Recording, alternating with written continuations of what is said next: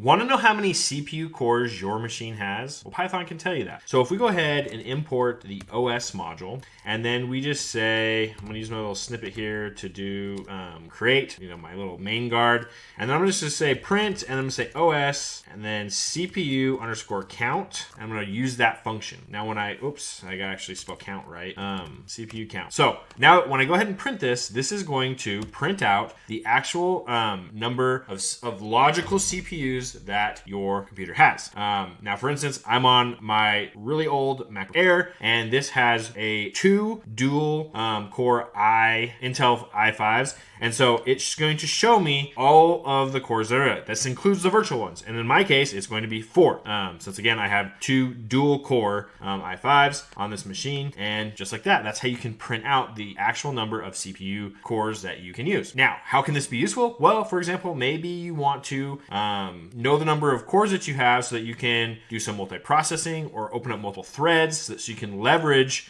the use of your machine rather than just being, sequentially going through it. Maybe you can leverage this knowing this number to actually, spin up multiple threads or do different things so that you can, use your machine to its fullest. So that's probably the tip of the day. Till next time, keep on programming.